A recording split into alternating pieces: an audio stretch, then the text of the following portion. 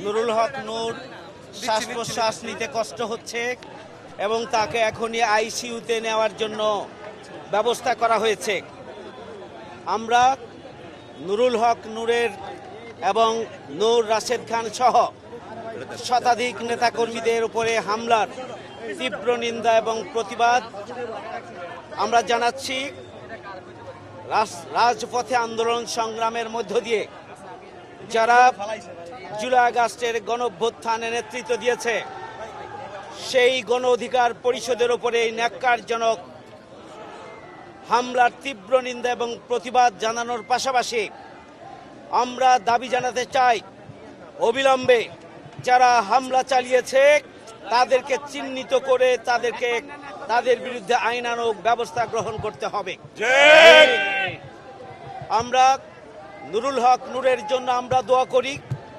আমাদের এখানে অন্যান্য রাজনৈতিক দল, বিশেষ করে ইসলামী আন্দোলন বাংলাদেশের প্রেসিডিয়াম সদস্য এবং যুগ্ম মহাসচিব এখানে উপস্থিত আছেন, তারাও বক্তব্য রাখবেন।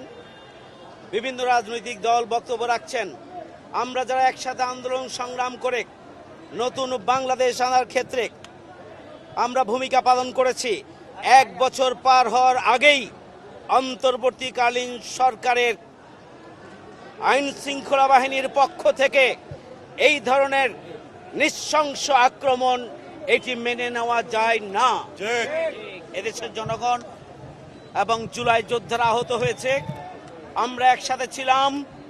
আমরা আগামী দিনে যে কোনো ষড়যন্ত্র এবং চক্রান্ত নস্যাৎ করে দিয়ে আমরা আগামী দিনে একসাথে থাকবো ইনশাআল্লাহ। গণ অধিকার পরিষদের উপরে যে নৃশংস হামলা হয়েছে, সেই হামলায় আমরা সমব্যথী। আমরা ব্যাপকভাবে এই জন্য আমরা দুঃখ প্রকাশ করছি এবং দেশবাসীকে এই অন্যায় আক্রমণের বিরুদ্ধে সোচ্চার হওয়ার জন্য আমরা আহ্বান জানাচ্ছি। যেখানে ফ্যাসিস্ট শেখ হাসিনার দোসর, তাদেরকে গ্রেপ্তার করার কথা, দোসরদের উপরেই হামলা করার কথা, তাদেরকে নিবৃত করার কথা, তাদের উচ্ছৃঙ্খল আচরণকে নিয়ন্ত্রণের ব্যবস্থা না করে উল্টো ফ্যাসিবাদ বিরোধী আন্দোলনের সহযোদ্ধা যারা গণ অধিকার পরিষদ এবং তার নেতৃত্বের উপরে হামলা, ন্যাক্কারজনক হামলা, এটার তীব্র নিন্দা এবং প্রতিবাদ আমরা জানিয়েছি। আমাদের কেন্দ্রীয় সংগঠনের পক্ষ থেকেও জানানো হচ্ছে। আগামী দিনে আমরা সবাই ঐক্যবদ্ধভাবেই ফ্যাসিবাদ বিরোধী শক্তি যে কোনো চক্রান্ত এবং ষড়যন্ত্রের বিরুদ্ধে ঐক্যবদ্ধভাবে আমরা মাঠে থাকবো ইনশাআল্লাহ।